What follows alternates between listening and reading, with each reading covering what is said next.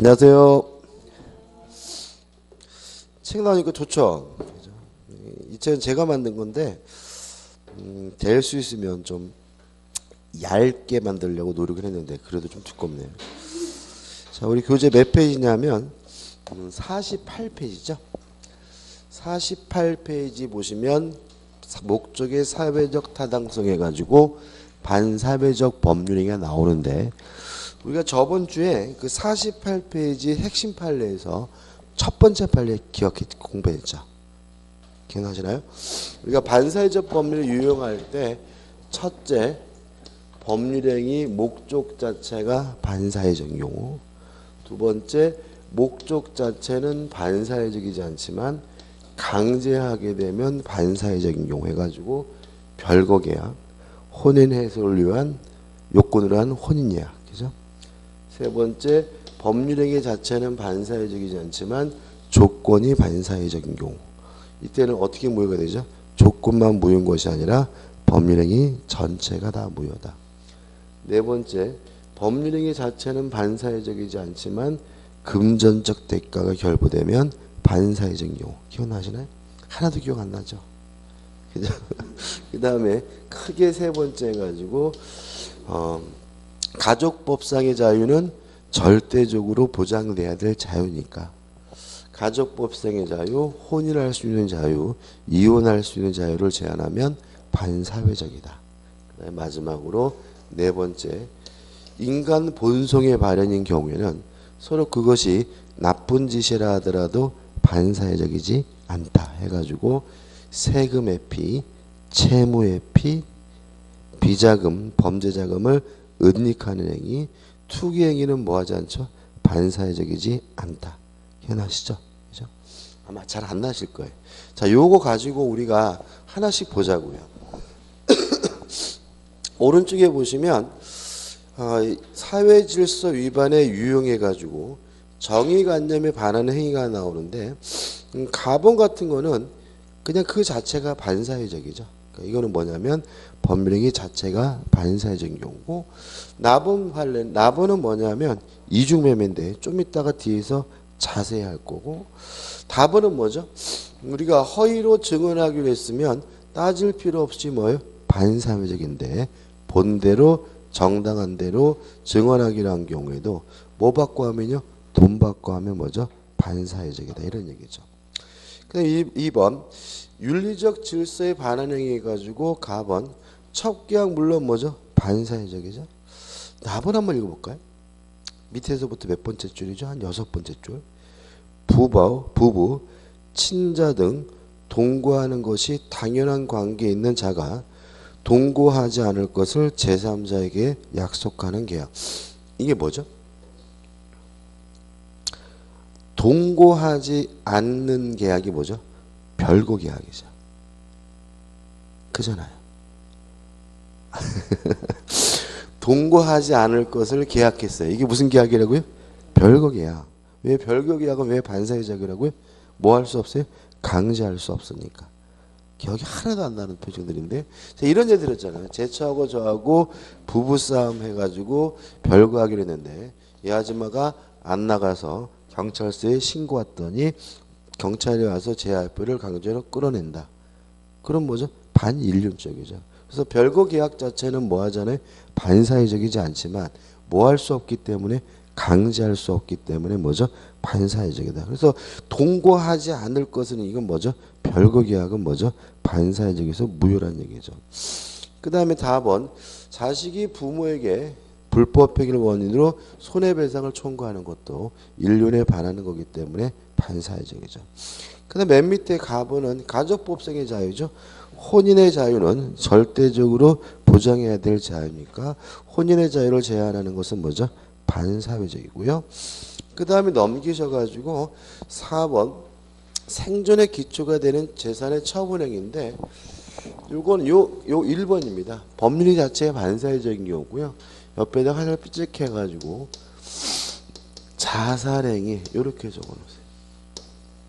쉽게 말하면 자살하기로 하는 계약은 반사회적이잖아요. 그죠? 그죠? 나쁜 짓이잖아요.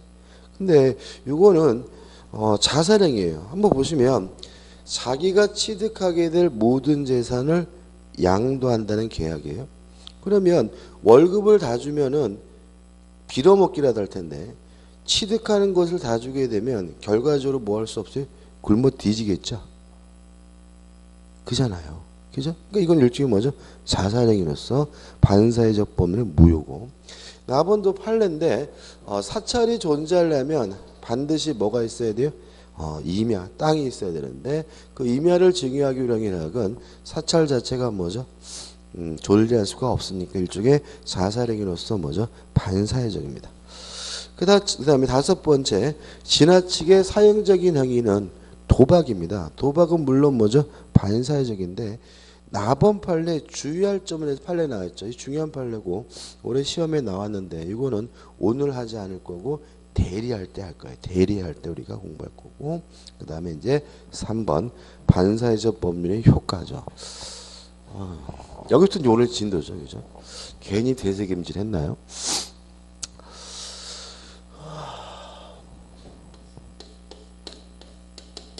아무튼 뭐 매치든 해치든 반사회적 법률행위는 무효입니다. 그죠? 다시 말하면 반사회적 법률 효과는 무효예요. 따라서 무효이기 때문에 이행하기 전이라면 아무런 효과가 없는 거니까 뭐 할 필요 없죠? 이행할 필요가 없는 거죠. 자, 근데 문제가 있어요.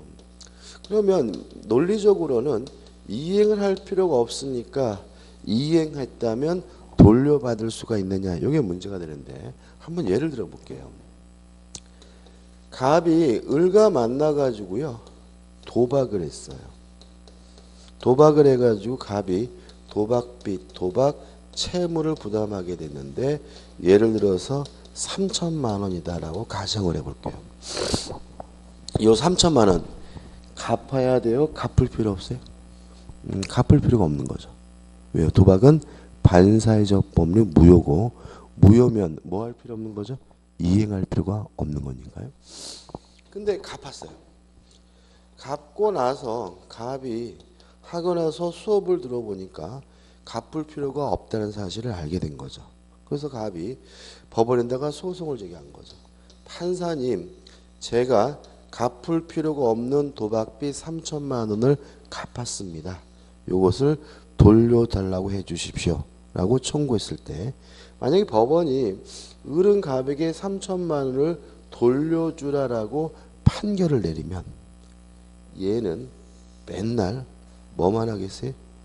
도박만 하겠죠. 그잖아요. 갚기 전이면 뭐 할 필요 없어요? 갚을 필요가 없고, 서로 갚았다 하더라도 국가가 나서가지고 이것을 뭐예요? 돌려받을 수가 있다면 이것처럼 안전한 게 어디 있어요.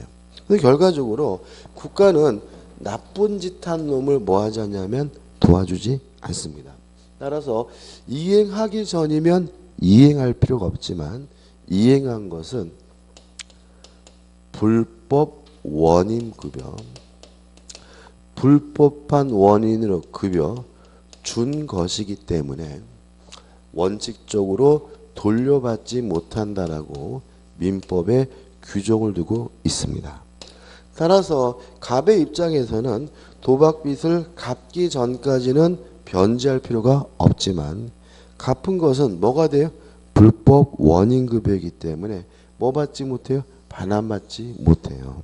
이게 원칙인데 다만 예외가 있는데 좀 이따 말씀드릴 건데, 예외는 뭐냐면 두 당사자 중에서 불법 없는 당사자는 뭐 받을 수 있냐면 반환받을 수 있다는 예외가 있어요. 일단 이 원칙만 일단 생각해 보자고요. 그럼 결과적으로 반사회적 법률행위는 무효이므로 이행하기 전이면 뭐 할 필요 없죠? 이행할 필요가 없지만 이행한 것은 불법 원인급여이기 때문에 뭐 받지 못해요? 돌려받지 못해요. 됐죠? 그죠? 자, 그래서 이제 한 가지 예를 한번 들어볼게요. 갑이라는 사람이 을이라는 여자분을 사랑하게 됐어요. 그래서 갑이한테 이런 거죠. 사랑해, 내 첩이 돼줄래? 라고 하면 반응이 뭐가 나야 돼? 미친놈 나와야지. 그죠? 안 재밌으세요? 내 첩이 돼주면 미친놈 소리가 나와야 되는데 만약에 내 첩이 돼주면 강남에 있는 10억짜리 빌라를 주겠다라고 얘기를 하면 미친놈 소리가 잘 안 나오죠. 그래서 우리 좋다 인간 해가지고 첩 계약을 했어요. 물론 이것은 뭐죠? 반사회적 법률에서 무효니까 을은 갑에게 첩대 줄 필요도 없는 거고요. 갑은 을에게 이전 등기해 줄 필요도 없는 거죠. 왜냐하면 반사회적 법률이 무효이기 때문에 이행하기 전이면 뭐 할 필요 없죠? 이행할 필요가 없는 거니까요. 근데 등기를 해줬어요.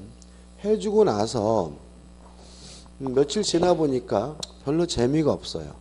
이랬을 때 갑이 야 너와 나의 계약은 반사회적 법률 무효니까 요 빌라 돌려줘라고 반환 청구할 수 있어요 없어요?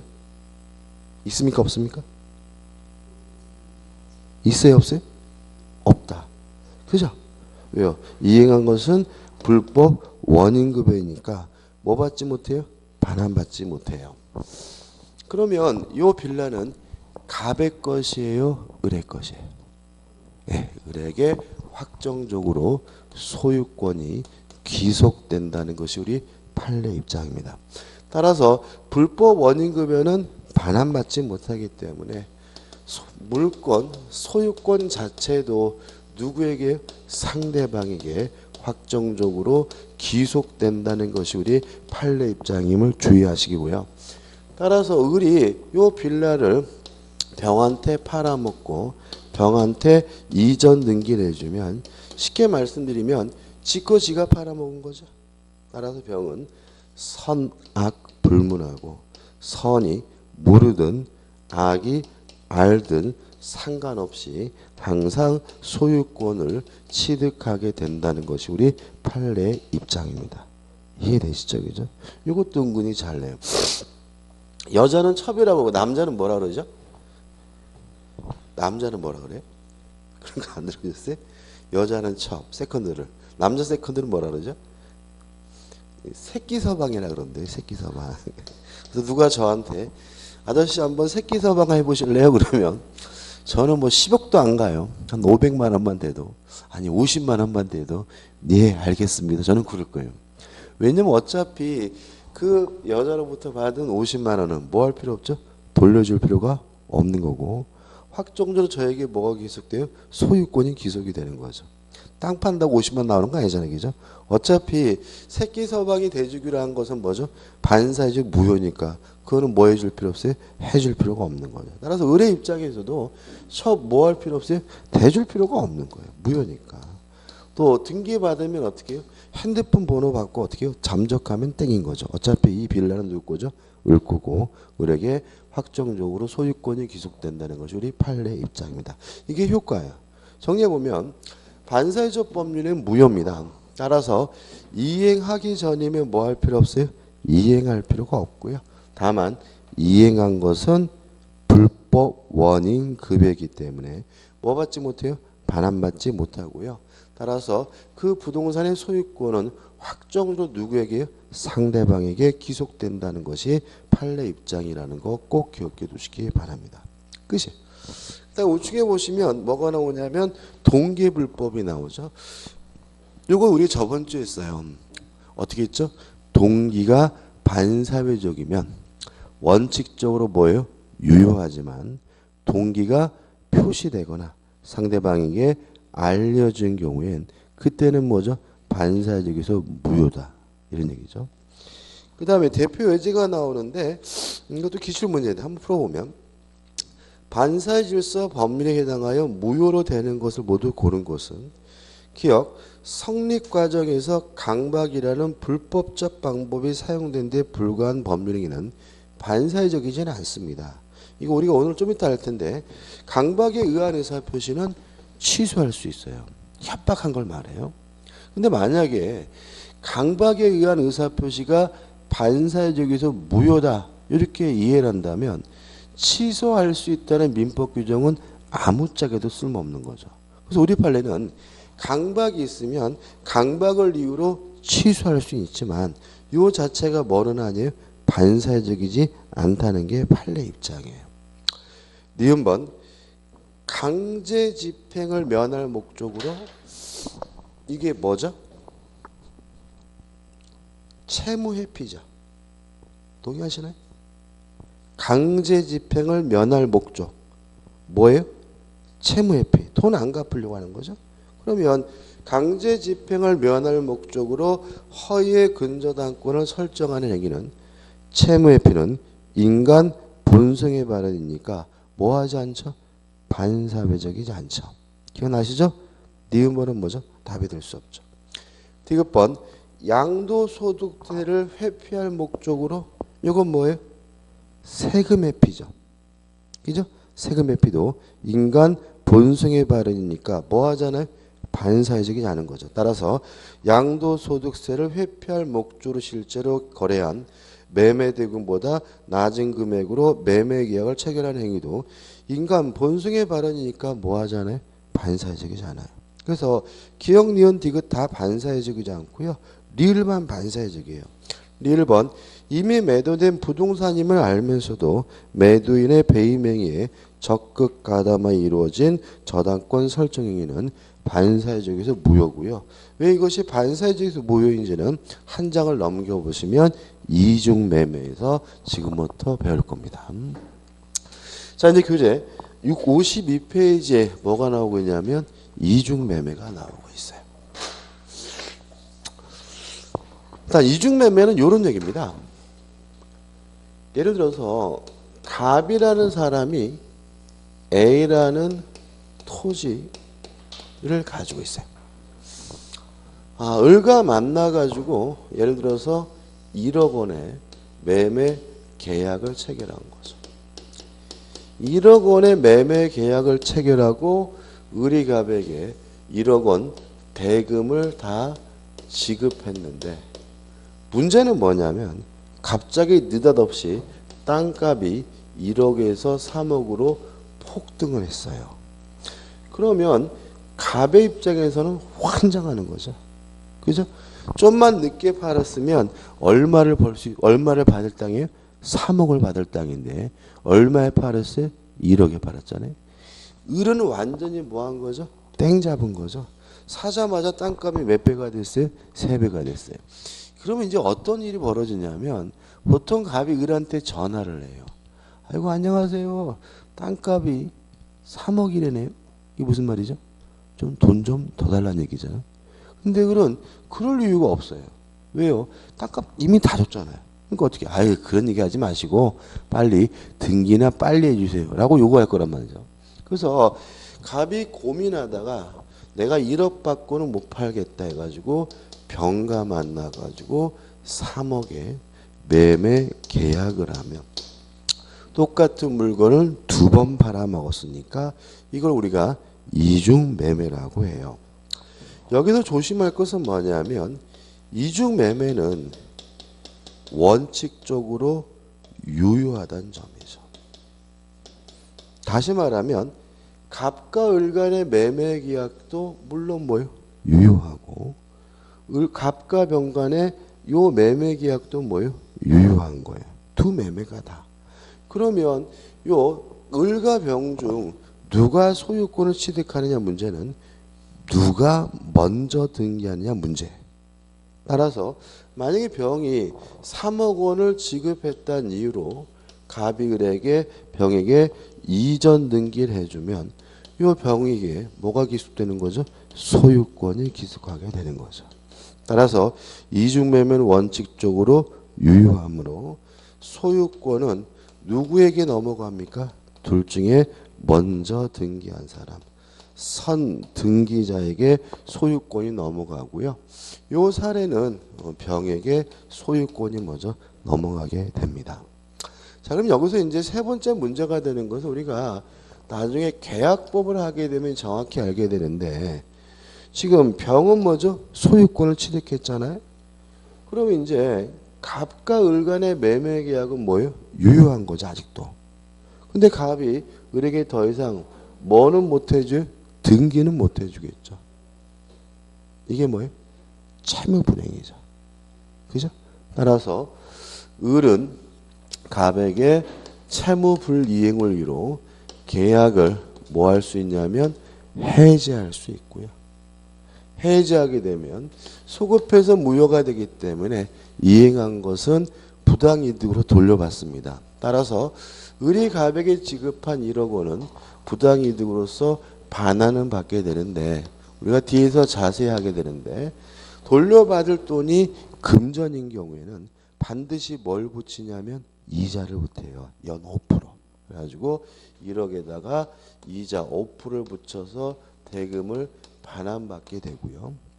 그리고 을이 갑에게 또 별도로 또 무엇도 청구하냐면 손해배상도 청구하게 되는데 요 손해는 뭐냐면 정상적으로 이행이 이루어졌다면 을이 얻었을 이익이 뭐예요? 손해예요.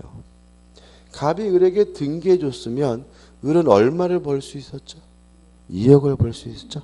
따라서 2억은 손해배상죄로 뭐죠? 청구를 하게 됩니다. 그럼 결과적으로 갑이 병한테 3억을 갖고 팔았더라도 이 3억을 다 누구한테 줘야 돼요? 을한테 다 줘야 돼요. 그렇지 않습니까? 거기다가 1억에다가 뭐까지 붙였어요? 이자까지 붙여서요. 그걸로 끝나지 않아요. 갑은 깜빵 갑니다. 배임죄로 구속되고요. 현재 검사들은 이 배임죄는 굉장히 재질이 나쁜 것으로 평가되기 때문에 구속시킵니다. 무조건. 그래서 여기서 이제 형사처벌을 받게 되는데 안 당하려면 또 뭐까지 해야 돼요? 형사합의까지 또 별도로 해야 돼요. 여기서 우리가 항상 조심할 것이 뭐냐면 무효다 유효를 이렇게 접근하시면 안 돼요. 할 수 없는 거는 무효, 할 수 있는 것은 유효 이렇게 되는 게 아니에요. 자, 우리가 무효라는 말은 이행할 필요가 없다는 얘기죠. 그죠? 이행하지 않아도 책임지지 않는다는 게 뭐예요? 무효예요. 그러면 유효라는 말은 이행을 해야 된다는 얘기예요. 이행을 못하면 뭐라도 줘야 돼요? 책임을 져야 된다는 의미에서 뭐예요? 유효한 거예요. 이해되시죠? 그죠? 그래서 항상 우리가 문제를 출제자들은 어떤 식으로 꼬시냐면 수험생들을 할 수 있는 거는 유효, 하면 안 되는 거는 무효 이런 식으로 이해하고 있으면 틀릴 수 있게 자꾸 문제를 내요. 그래서 우리는 앞으로 무효라는 말은 할 수 없다는 말이 아니라 이행할 필요가 없고 책임질 필요가 없는 게 무효예요. 그래서 우리는 예를 들어서 첩계약이다 그러면 첩계약은 하면 안 되니까 무효다 이렇게 되는 게 아니라 누구의 첩이 돼주기로 했더라도 첩돼줄 필요가 없는 거니까 첩계약은 뭐예요? 무효다 이렇게 이해하시라고요. 이해되시죠? 도박은 뭐예요? 무효예요. 왜요? 도박빚은 뭐 할 필요 없어요? 이행할 필요가 없다. 갚을 필요가 없으니까요. 이해되시죠? 별거 계약은 뭐예요? 무효예요. 별거 계약하더라도 뭐 할 필요 없어요? 이행할 필요가 없으니까 뭐예요? 무효인 거예요. 감 잡히시나요?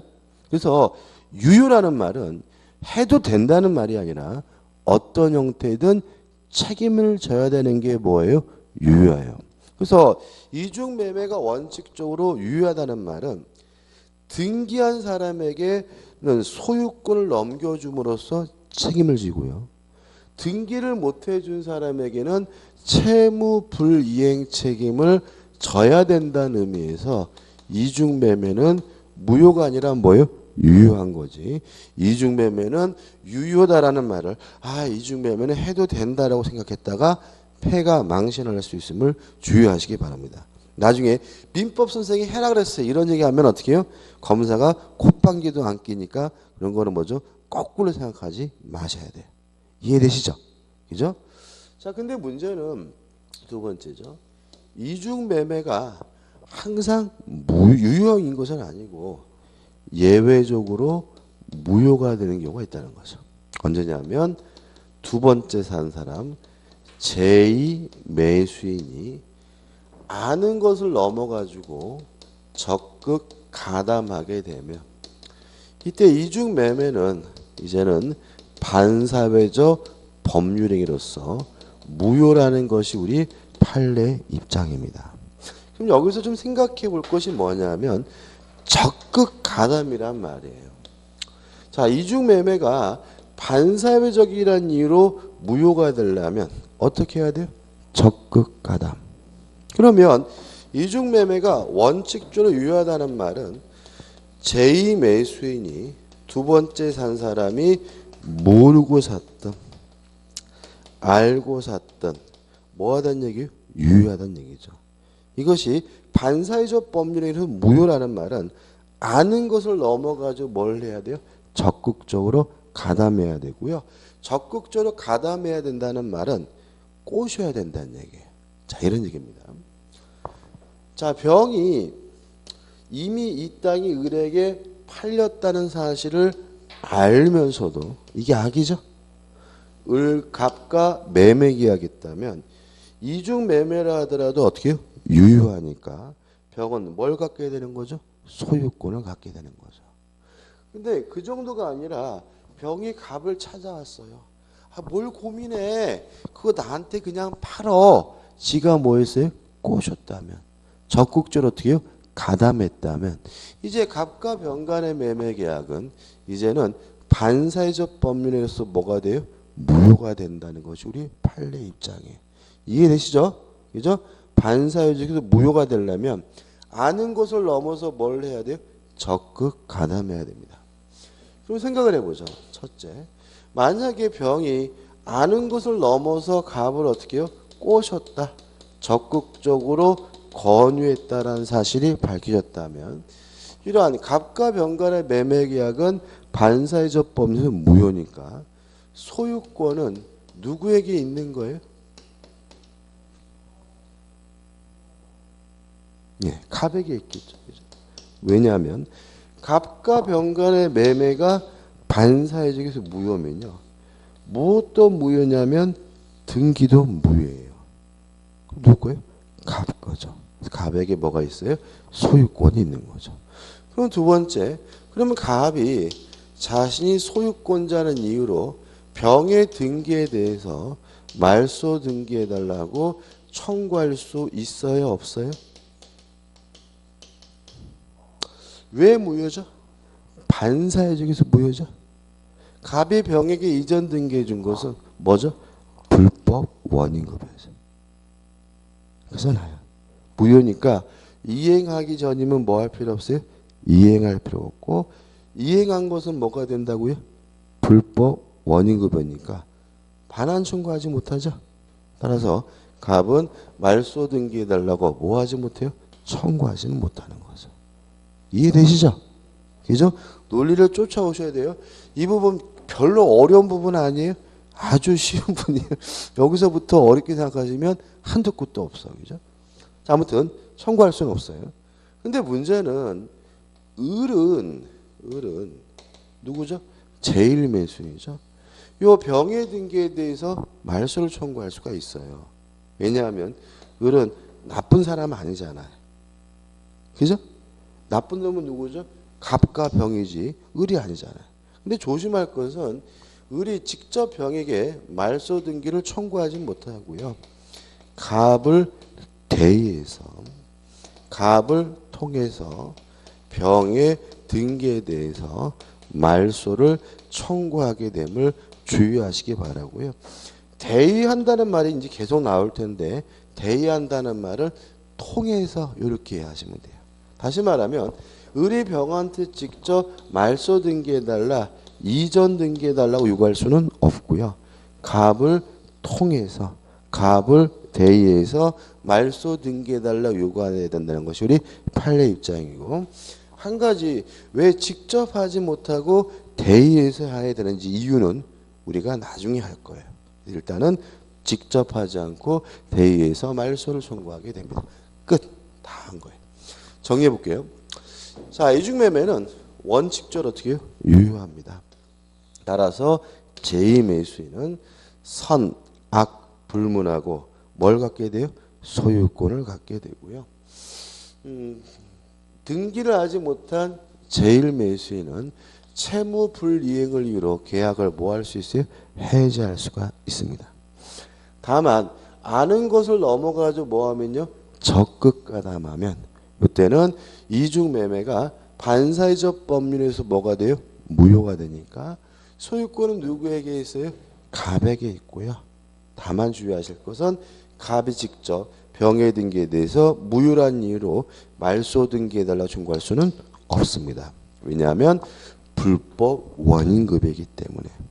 다만 을은 병해 등기에 대해서 말소를 청구하는 것이 가능한데 유의하실 것은 직접 말소를 청구하는 것이 아니라 어떻게 돼요?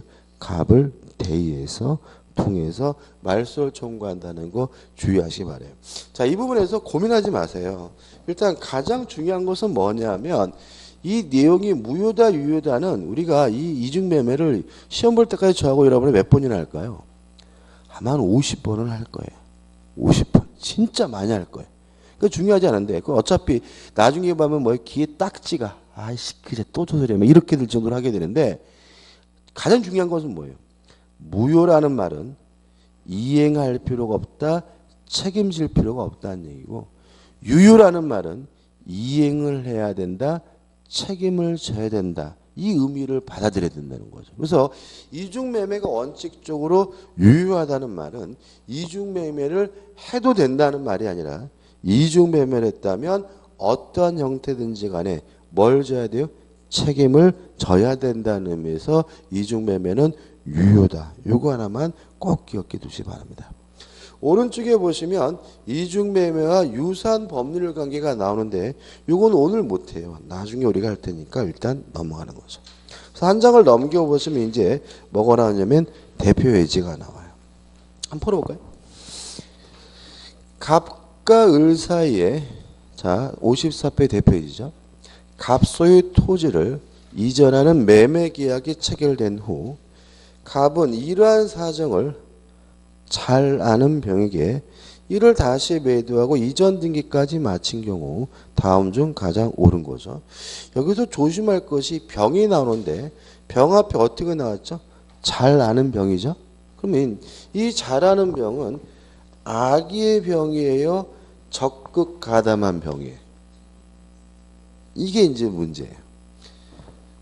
잘 아는은요 악이죠.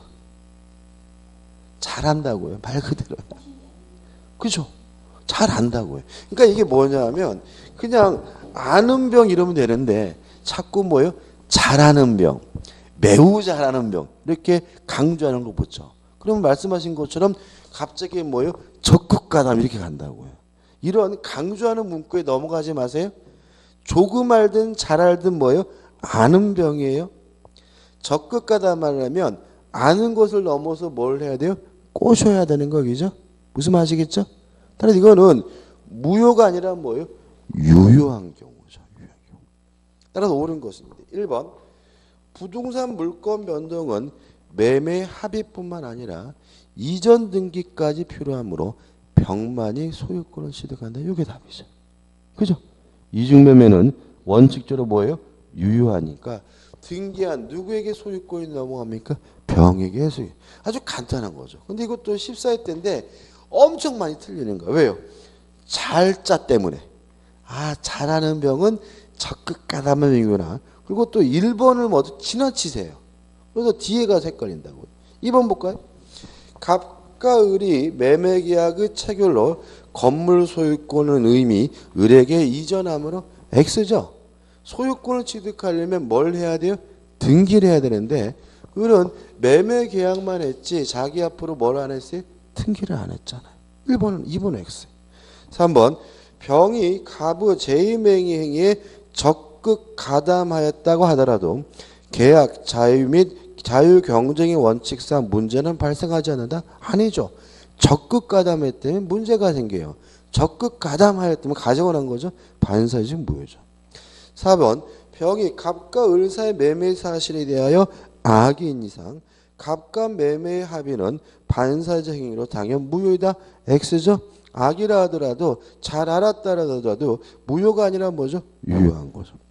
5번 갑과 병의 매매 계약이 반사의 행위로서 무효더라도 병으로부터 다시 부동산을 선의로 과실 없이 양수한 정의 소유권의 취득은 유효하다. X입니다. 이건 제가 지금 계속 생략하고 있는데 병의 등기가 무효면요. 그 외에 취득한 사람도 소유권이 없는 거예요.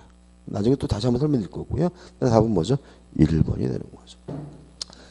그 다음에 6번 불공정한 법률행위가 나오죠. 이것도 시험에 잘 내는데 일단 불공정한 법률행위를 다른 말로 하면 폭리행위라고 해요. 폭리행위. 자, 백사조가 나오죠. 제가 한번 읽어볼게요. 당사자의 공박, 경솔 또는 무경험을 인하여 현저하게 공정을 잃은 법률행위는 무효로 한다 이렇게 나와 있죠. 여기서 현저하게 공정을 잃었다는 말은 주는 것과 받는 것 간에 뭐죠? 현저한 차이가 있다는 거예요. 이게 뭐예요? 폭리죠. 그래서 폭리를 취하는 행위는 불공정한 법률행위로서 뭐란 얘기예요? 무효라는 얘기인데 교재 의회에서 나오는 얘기는 요 폭리행위 불공정한 행위는 법률행위는 특별한 것이 아니라 우리가 저번 주부터 계속 공부하고 있는 반사회적 법률 한 가지 특수한 뭐죠? 예다. 이런 말이 나와요. 다시 말하면 많은 반사회적 법률행위가 있을 텐데 그러한 반사회적 법률 중에서 한 가지 예를 뭐죠? 골라가지고 따로 백사조에 규정을 두고 있는데 요 백사조 요 불공정한 법률행위 뭐라는 거죠? 폭리행위라고 하는 거죠. 자, 이 법조문을 다시 한번 적어볼게요. 불공정한 법률이 되려면 첫째, 주관적 요건이 필요해요. 근데 주관적 요건으로서 궁박, 경설 또는 무경험이라고 규정하고 있고요. 그 다음에 두 번째로서 객관적 요건으로서 뭘 요구하고 있냐면 현저하게 공정을 잃은 이걸 요구하죠. 현저하게 공정을 잃었다는 말은 주는 것과 받는 것 간에 현저한 불균형이 존재한다는 얘기고요. 이러한 요건을 갖추면 이게 뭐라는 얘기죠? 불공정한 법률행위고 이러한 불공정한 법률행위는 뭐라고요? 무효다라고 백사조가 규정하고 있는 거죠. 그럼 지금 제가 적은 거는 백사조를 또 한 번 적은 거예요. 자, 여기다가 이제 팔을 붙이는 겁니다. 자, 주관적 요건으로서 궁박을 요구하고 있는데요. 궁박을 급박한 공궁 이런 말로 써요. 좀 말이 어렵죠? 우리는 어떻게 기억할 것이냐면 어려운 사정 이렇게 기억할 거예요. 다시 말하면 어떤 이유든지 간에 어려우면 그게 뭐예요? 궁박한 거예요. 경제적으로 어렵든 심리적으로 어렵든 정신적으로 어렵든 어렵기만 하면 다 뭐가 돼요? 궁박한 거고요. 그 다음에 우리 민법은 궁박, 경설 또는 무경험 이렇게 규정되어 있는데 우리 판례는 요 사이에 또는이 하나 더 있는 것으로 봐요. 그럼 어떻게 되는 거죠? 궁박 또는 경설 또는 무경험. 무슨 말이에요? 셋 중에 하나만 있으면 돼요. 그 다음에 경솔은 그냥 경솔이에요. 무경험은 경험이 없다, 경험이 부족하다는 것을 말하는데 조심할 것은 뭐냐면 요 무경험은 일반적 거래에서 요구되는 경험 부족을 의미하고요. 특정 거래에서 요구되는 경험 부족 의미하는 것이 아니라는 것이 우리 판례의 입장이에요. 자, 한번 생각해 볼게요. 일반적으로 저는 법대를 나왔죠. 그죠? 공인중개사 자격증도 있는 사람이고 전국을 다니면서 민법 강의하는 사람이잖아요. 일반적으로 저를 경험이 부족한 사람 볼 수는 없겠죠, 저를. 근데 문제는 제가 시골에 놀러 갔는데 시골 장터에서 토끼를 팔아요. 토끼가 너무 귀여운 거예요. 샀어요. 근데 저는 토끼를 한 번도 사본 적이 없고 오늘 처음 사봤어요. 그러면 저는 무경험이라는 얘기예요? 무경험이 아니란 얘기예요? 자, 이거죠. 여기서 말하는 무경험은 일반적 거래에서 요구되는 경험 부족을 요구합니다. 특정 거래에서 요구되는 경험 부족이 아닙니다. 저는 무경험이 아닌 거예요. 그죠? 다시 말하면 토끼를 구입한다 같은 요 특정 거래에서 토끼를 사본 적이 있느냐 없느냐 이렇게 따지는 게 아니라는 거예요. 일반적으로 놓고 봤을 때 이 사람이 경험이 부족한 사람이냐 아니냐 이렇게 따져야 된다는 것이 우리 판례의 입장이므로 저는 한 번도 토끼를 사본 적이 없다 하더라도 저는 뭐가 아닌 거예요? 무경험이 아니라는 게 판례 입장이에요. 최근에 여기서 답을 자꾸 찾아내요. 그래서 무경험이란 특정 거래에서 경험 부족을 말하는 것이 아니라 일반적 거래에 요구되는 경험 부족이라는 거 주의하셔야 돼요. 그 다음에 우리 판례는 우리 민법은 주관적 요건과 객관적 요건만을 규정하고 있지만 우리 판례는 하나 더 추가해요. 이러한 주관적 요건에 관한 이용 의사, 다른 말로 하면 폭리행위에 악의가 있어야 불공정한 법률행위로서 무효라는 입장이죠. 다시 말하면 궁박하다는 상태를 이용하거나 아니면 또는입니까? 경솔한 상태를 뭐예요? 이용하거나 무경험 상태를 이용해서 현저인 불균형 계약을 체결해야 비로소 뭐가 돼요? 불공정한 법률행위로서 무효가 된다는 것이 우리 판례 입장이에요. 그 다음에요. 현저한 불균형이 존재한다는 사실은 입증하기가 쉬워요. 예를 들어서 3억짜리 토지를 1억에 팔았어요. 그러면 3억짜리 땅을 주고 얼마 받았어요? 1억 받았으니까 현저한 불균형이 존재하는 거죠. 그죠? 어떻게 입증하면 돼요? 매매계약서 첨부하고 현재 이 토지 소재가 뭐죠? 3억이다 라는 사실만 증명한다면 현저한 불균형이 존재한다는 사실은 대단히 입증하기가 뭐예요? 쉬워요. 그죠? 근데 문제는 궁박 또는 경솔 또는 무경험은 심리적인 거죠. 머릿속에 있는 거죠. 이거는 대단히 애매하기 때문에 입증하기가 대단히 곤란한데 그래서 뭐가 문제가 됐냐면 현저한 불균형이 존재한다는 사실이 입증이 됐을 때 주관적 요건이 추정되는 거 아니냐. 이것이 문제됐는데 우리 판례는 추정되지 않는다는 입장이에요. 따라서 좀 어렵긴 하지만 객관적 요건도 주관적 요건도 다시 말하면 모든 요건을 누가 입증해야 되냐면 무효를 주장하는 자 스스로가 입증해야 된다는 것이 우리 판례 입장입니다. 이것도 꼭 기억해 두셔야 돼요. 원래는 좀 이 판례가 좀 문제가 좀 있어요. 그러니까 다시 말하면 이 무효라고 주장하려면 스스로가 궁박했다는 사실을 뭘 해야 돼요? 입증해야 돼요. 스스로가 제가 참 경솔했습니다. 입증해야 돼요. 스스로가 경험이 없다는 사실을 뭘 해야 돼요? 입증해야 돼요. 무슨 인민재판도 아니고 자아비판도 아니고 스스로가 띨띨했다는 사실을 뭘 해야 돼요? 입증해야 된다는 것이 우리 판례 입장이니까 조금 비판을 많이 받고요. 잘 나오니까 꼭 기억해 두시기 바랍니다. 다 했어요. 자, 이러한 요건을 갖추면 불공정한 법률행위가 돼요. 자, 그럼 여기서 우리가 뭘 할 수 있냐면 자, 우리가 저번주에 했던 거죠. 법률행위가 뭐였습니까? 의사표시가 들어있는 적법행위가 뭐였어요? 법률행위죠. 그 다음에 법률행위는 뭐가 있습니까? 계약도 있고 뭐도 있어요? 단독행위도 있었죠. 기억나시죠? 그죠? 저번 주 얘기만 하면 저하고 눈을 안 마주치려고 하는데 아무튼 이 백사조는 불공정한 법률행위라는 말은 법률행위에 적용돼요. 그러니까 단독행위에도 적용이 될 거고요. 계약에도 적용이 되겠죠.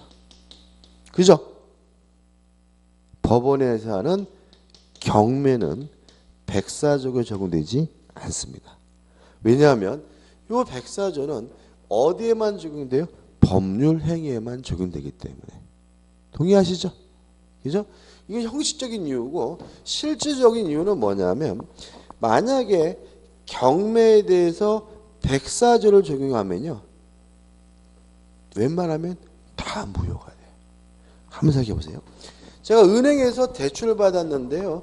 대출금은 못 갚았어요. 그랬더니 은행에서 그지 같은 놈들이 제 아파트를 경매한대요.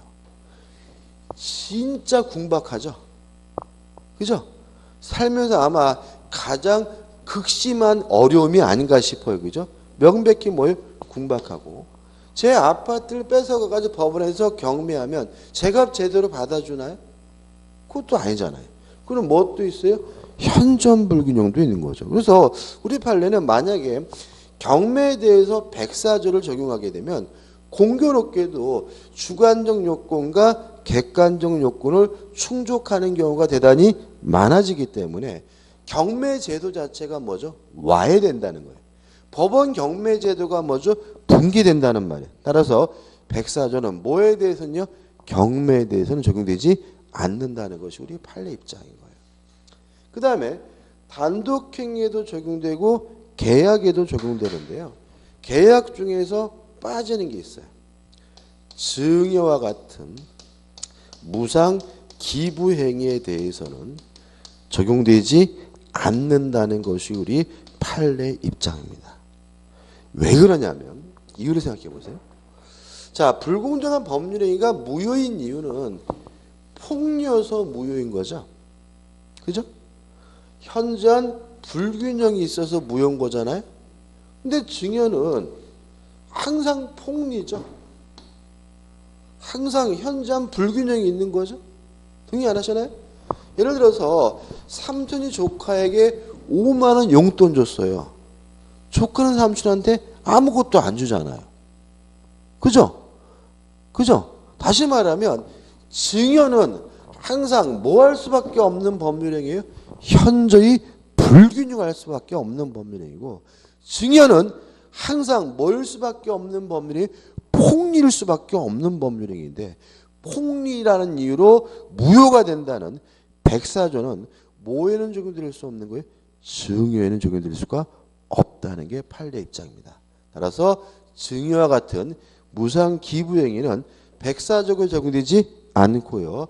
증여와 같은 무상 기부 행위는 불공정하다는 이유로 뭐가 될 수 없습니까? 무효가 될 수 없다는 게 우리 판례 입장이에요. 그 다음에 효과는 무효입니다. 따라서 이행 전이면 뭐 할 필요 없어요? 이행할 필요가 없어요. 근데 이행을 했어요. 이행을 했다면 물론 폭리자 입장에서는 이것은 불법 원인급여이기 때문에 뭐 받지 못하죠? 반환받지 못하겠죠. 다시 시작하면서 백사조는 뭐의 일종이죠? 반사회적 법률의 일종이라고 말씀을 드렸죠. 그죠? 그렇지만 피해자는 뭐 할 수 있어요? 반환받을 수 있어요. 왜 피해자는 받을 수 있습니까? 여기 나와 있죠. 이행 후에는 불법 없는 당사자는 뭐 받을 수 있어요? 반환받을 수 있잖아요. 피해자는 뭐 한 사람이에요? 당한 사람이죠. 피해자는 뭐가 아니에요? 나쁜 사람이 아니잖아요. 따라서 폭리자는 불법 원인급여에서 뭐 받지 못해요?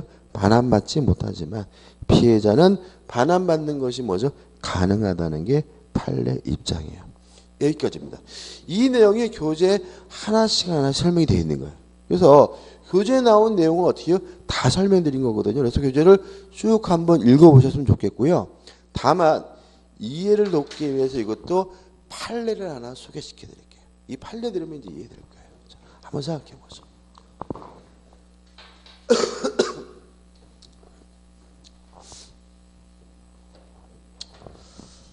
자, 갑이라는 분이 시골 할머니예요. 시골에서 평생 농사만 짓고 홀로 사시는 할머니인데 문제는 이 할머니가 살고 있는 마을이 댐 건설로 인해서 수몰지구로 지정이 됐어요.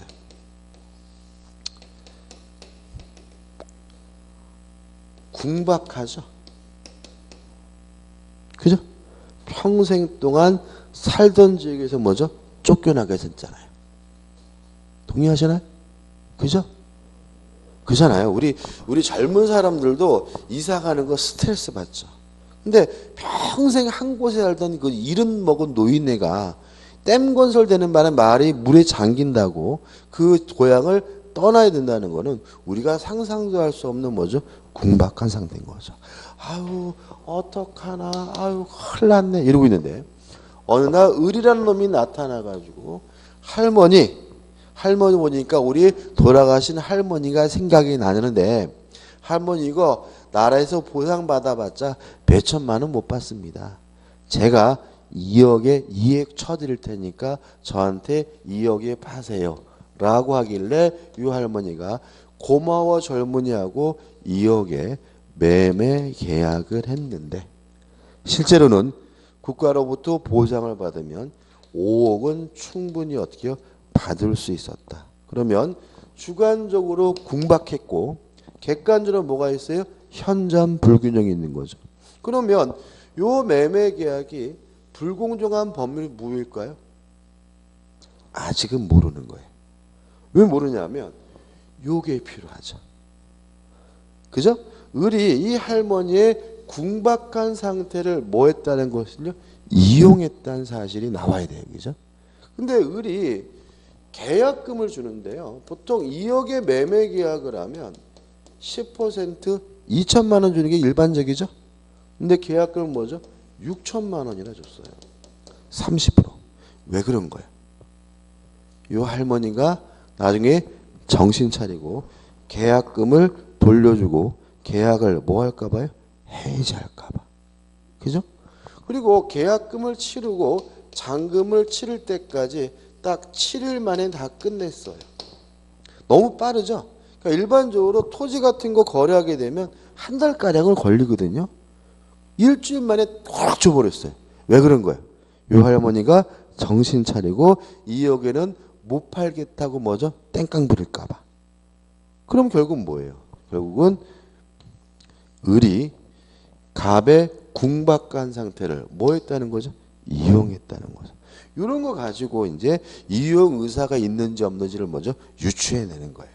자, 그럼 이제 주관적으로 궁박하고 객관적으로 현장 불균형이 있고 또 을에게 뭐가 있어요? 이용 의사까지 있으니까 요 매매 계약은 불공정한 법률행위로서 뭐인 거예요? 무효인 거죠. 따라서 이행 전이면 뭐 할 필요 없어요? 이행할 필요가 없고 다만 을이 갑에게 2억 원을 지급하고 갑이 을에게 이전 등기를 해줬다 하더라도 을은 뭘 갖지 못하는 거죠? 소유권을 갖지는 못하는 거죠. 왜요? 불공정한 법률은 뭐예요? 무효니까요. 동의하시죠? 자, 한번 생각해 보자고요. 마지막입니다. 그럼 나중에 갑이 요 부동산을 돌려달라고 요구할 수 있어요? 없어요? 갑은? 있죠. 왜요? 피해 이행 후에는 피해자는 뭐 받을 수 있어요? 반환받을 수가 있으니까. 을은 갑에게 2억 원 돌려달라고 할 수 있어요? 없어요? 없어요. 왜요? 폭리자가 이행한 것은 불법 원인급여이니까 뭐 받지 못해요? 반환받지 못하니까요. 갑에게 꽁돈 얼마가 생기게 됩니까?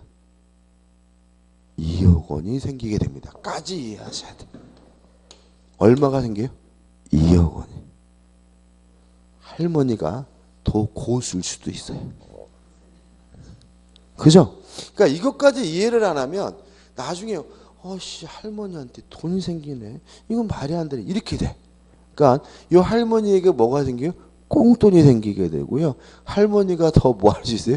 고수일 수도 있고 법은 아는 사람에게 뭐 합니까? 유리합니다. 여기까지 이해하시면 돼요. 교준 한번 꼼꼼히 좀 읽어보셨으면 좋겠어요. 넘겨보시면은 판례까지 나오고 지금 제가 57페이지 상 중간에 적용 범위까지 다 설명드린 거죠. 일단 판례도 제가 다 설명드린 거거든요. 근데 판례를 읽으려고 하면 굉장히 어려워요. 그러니까 일단은 이 부분은 판례는 빼고 나머지만 꼼꼼히 읽어보시고 접근하시면 되고요. 그 하단에 이제 57페이지 안에 뭐가 있죠? 대표 예제가 있죠. 한번 풀어볼게요. 불공정한 법리관의 설명으로 옳지 않은 것은 1번 무효인 불공정한 법률행위가 추인에 의하여 유효로 될 수가 없다. 이게 맞거든요. 나중에 할 건데 추인이라는 말은 뭐냐면요. 추후에 인정한다 이런 말이에요. 추자고 인자고 따서 추인. 나중에 뭐죠? 인정한다 이런 얘기죠. 그러면 반사회적 법률행위나 불공정한 법률행위나 나쁜 짓이죠. 이런 나쁜 짓은 나중에 인정한다 그래서 뭐로 될 수는 없어요? 유효로 될 수는 없잖아요. 그게 나쁜 짓이니까. 예를 들어 가지고 첩계약 무효죠. 나중에 본처가 너를 첩으로 인정하겠다라고 하더라도 첩이 뭐로 바뀌는 건 아니에요? 본처로 바뀌는 건 아니잖아요. 따라서 추인할 수 없고 추인에 의해서 유효로 될 수 없다. 맞는 질문이고. 2번 불공정한 법률이 되기 위해서는 공박, 경솔, 무경험 세 가지 모두가 요구되는 것은 아니다. 맞죠? 왜요? 공박 또는 경솔 또는 무경험 셋 중에 하나만 있으면 되죠. 3번 불공정한 법률행위도 당사자가 무효를 알았더라면 다른 가액으로 법률행위를 하였으려고 인정될 때에도 무효행위 전환이 인정될 수 없다는 지문은 X예요. 이거 제가 설명 안 드렸는데 전환이라는 말은 다른 법률에 뭐예요? 뒤바뀐다는 거예요. 자, 한번 생각해 보세요. 자, 여기서 볼게요. 자, 5억짜리를 얼마예요? 2억에 매매 계약했어요. 근데 이 할머니가 이제 어떻게 해요? 정신 차린 거죠. 정신 차려가지고 무효니까 등기 못 해주겠다라고 할머니가 하는 거예요. 그죠? 그랬더니 을이 그럼 할머니 얼마면 파실 건데요? 그랬더니 5억은 받아야 되겠대요. 그러면 2억으로서 무효인 매매 계약이 뭐로서는요? 5억으로서는 유효한 것으로 뭐가 될 수 있어요? 전환될 수가 있죠. 다시 한번. 자, 지금 5억짜리를 얼마에 매매 계약했어요? 2억에. 그죠? 그래서 지금 할머니가 무효란 이유로 뭘 안 해주겠대요? 등기를 안 하겠대요. 그랬더니 을이 갑한테 물어본 거예요. 할머니 그러면 얼마에 파실 건데요? 5억은 받아야 되겠어. 그랬더니 어떻게 해요? 을이 좋습니다. 제가 5억에 사겠습니다. 그러면 2억 매매 계약은 불공정한 법률이라서 뭐예요? 무효겠지만 5억 매매 계약은 유효할 수 있죠. 그러면 2억 매매 계약이 5억 매매 계약으로 어떻게 뒤바뀌었죠. 이걸 우리가 뭐예요? 무효행위의 전환이라고 하고요. 인정되기 때문에 3번이 뭐죠? X가 되는 거예요. 4번 공박은 경제적 공박에 한정되지 않으며 정신적 심리적 원인의 공박도 포함된다. 맞아요. 왜요? 공박이란 어떤 이유든지 간에 어렵기만 하면 다 뭐예요? 공박이니까요. 5번 대리인에 의한 법률행위에서 경솔 무경험은 대리인을 기준으로 판단하지만 공박 여부, 어려운지 안 어려운지 여부는 본인을 기준으로 판단한다. 맞는 질문이고 이거 교재에 나와 있지만 제가 설명 안 드렸거든요. 왜냐하면 제가 대리할 때 설명드릴 거예요. 그죠? 답은 뭐죠? 3번이 됩니다. 넘기시면 이제 법률 해석이 나오는데 법률 해석은 좀 쉬었다가 보도록 하겠습니다.